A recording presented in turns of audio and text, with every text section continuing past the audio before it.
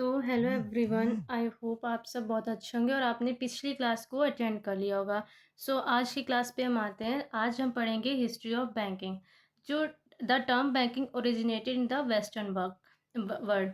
कहाँ से आया बैंकिंग टर्म? कहाँ से आया? वेस्टर्न वर्ल्ड से आया। जो अर्लीस्ट एविडेंट हैं बैंकिंग के इंडिया में, ये कहाँ से आए? वैदिक सिविलाइजेशन पीरियड से आए। उस समय पे जो लोन्स और डीड्स थे उनको रणपत्र और रणलेख कहा जाता था। कई तरह के इंस्ट्रूमेंट्स पाए गए उस टाइम पे। बुद्धिस्ट मॉडर्न और मुगल पीरियड्स के टाइम के जो इंस्ट्रूमेंट्स हैं वो पाए गए। जो अर्थशास्त्र है कौटिल्य मेंशन का, वो क्या है कि वो बताता है बैंकर्स की प्रेजेंस को। कब के टाइम की? During modern era. और उसको बोलते हैं आदेशा। ठीक है। जो फर्स्ट बैंक है इंडिया का उसे बैंक ऑफ हिंदुस्तान कहा जाता है। उसका एस्टेब्लिशमेंट 1770 में हुआ। ये बहुत ही इंपॉर्टेंट पॉइंट है, इसको ध्यान रखिएगा। In 1786, General Bank of India was set up, but it failed in 1791. General bank of India 1786 में आया, लेकिन ये 1791 में फेल हो गया। कलकत्ता को एज अ बैंकिंग हब जाना जाता है और ये सबसे ज़्यादा बिजिएस्ट पोर्ट है इंडिया का फॉर ट्रेड उस टाइम पे, क्योंकि ब्रिटिश एम्पायर्स ट्रेड करते थे। ब्रिटिश एम्पायर्स ने तीन प्रेसिडेंसी बैंक को बनाया for trade.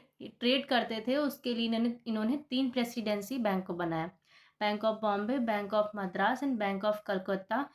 Bank of Calcutta को कुछ समय बाद क्या जाना लगा? बैंक ऑफ बंगाल के नाम से। बैंक ऑफ कलकत्ता कब इस्टेब्लिशमेंट हुआ? 1806 में। कई सालों पहले ट्रेड किसके थ्रू होता था? शिप्स के थ्रू ट्रेड होता था। तो ब्रिटिश एम्पायर्स ने तीन ट्रेड बनाए थे।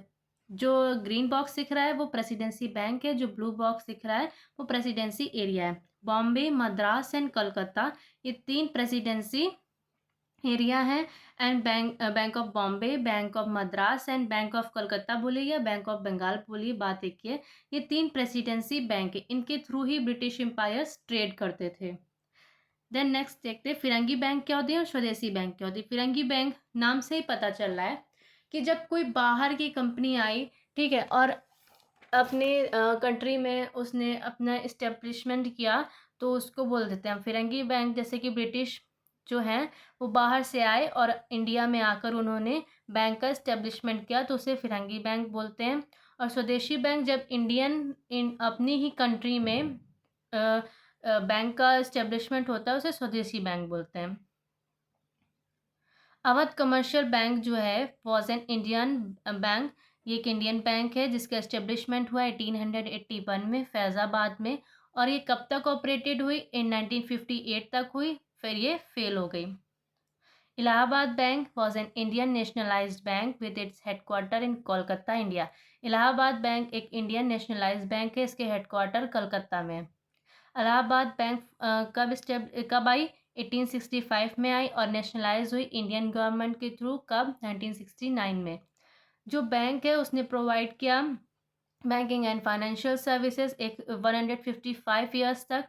जब फिर उसके बाद ये इंडियन बैंक में मर्ज हो गई 2020 में। ठीक है। पंजाब नेशनल बैंक जो है एक इंडियन पब्लिक सेक्टर बैंक है, जो कि फर्स्ट फुली इंडियन बैंक है। इस्टेब्लिशमेंट कब हुआ इसका? 19 में 1894 में। किसके थ्रू? लाला लाजपत राय के थ्रू। जो इंपेरियल बैंक ऑफ इंडिया है ये एक ओल्डेस्ट और लार्जेस्ट कमर्शियल बैंक है इंडियन सब कॉन्टिनेंट की। और इंपेरियल बैंक ऑफ इंडिया बनी कैसे? Bank of Bengal, Bank of Bombay and Bank of Madras तीनों जब मर्ज हुई तब इंपेरियल बैंक का फॉर्मेशन हुआ 1921 में जनवरी में। और इसका काम क्या था? करेंसी इशू करना and regulation of banks. After nationalisation in 1955 जो इंपेरियल बैंक ऑफ इंडिया है ये रीनेम हुआ as a State Bank of India, SBI जिसको बोलते हैं। सेंट्रल बैंक ऑफ इंडिया जो है was one of the first bank in India to issue credit card in the year of 1980। 1980 में central Bank of India ने क्या किया? Credit card को इशू किया। सेंट्रल बैंक ऑफ इंडिया क्या है? was the first Indian commercial bank which was wholly owned and managed by India। Central Bank of India एक first Indian bank है जिसको पूरी तरह से इंडियंस ने ही मैनेज किया। आईसीआईसीआई बैंक जो है वो India's largest private sector bank है। इस inaugurated India's first mobile ATM on wheels. ठीक है, आईसीआईसीआई बैंक फर्स्ट बैंक है जिसने कि पहली बार, ये एक प्राइवेट सेक्टर बैंक है और इसने मोबाइल एटीएम को लॉन्च किया। स्टेट बैंक ऑफ इंडिया जो एसबीआई है उसके पास largest numbers of oversea branches हैं। क्या? Bank of Baroda 50 and the Bank of India कितनी 29, जो कि इससे एसबीआई को फॉलो करती हैं। India's first talking ATM launch by union bank of India. India का फर्स्ट टॉकिंग एटीएम किसने लॉन्च किया? यूनियन बैंक ऑफ इंडिया ने। For visually impaired was launch in Ahmedabad, Gujarat. The National Payments Corporation of India (NPCI) launched India's first rural bank ATM card। जो NPCI है उसने India का first rural bank ATM को launch किया with a regional rural bank in Varanasi. ठीक है, किसके साथ? With the regional bank in rural bank in Varanasi. In 1996, Canara Bank become the first Indian bank to get ISO certification for total branch banking for its Sheshadripuram branch in Bangalore. Presidency Bank was the first bank to introduce a savings account in India. Presidency banks कौन कौन सी हैं? 3 banks थी, मैंने बताया था, Bank of Bombay, Bank of Madras and Bank of Bengal. इन्होंने क्या किया? इंट्रोड्यूस किया सेविंग अकाउंट्स को इंडिया में पहली बार। The first bank to introduce the check system in India was Bengal bank. Bengal bank first bank है जिसने कि इंट्रोड्यूस किया चेक सिस्टम को इंडिया में। कौन से ईयर में? 1833 में। ICICI was the first to launch internet banking in India. क्या आईसीआईसीआई बैंक ने पहली बैंक है जिसने कि इंटरनेट बैंकिंग को 1998 में लॉन्च किया।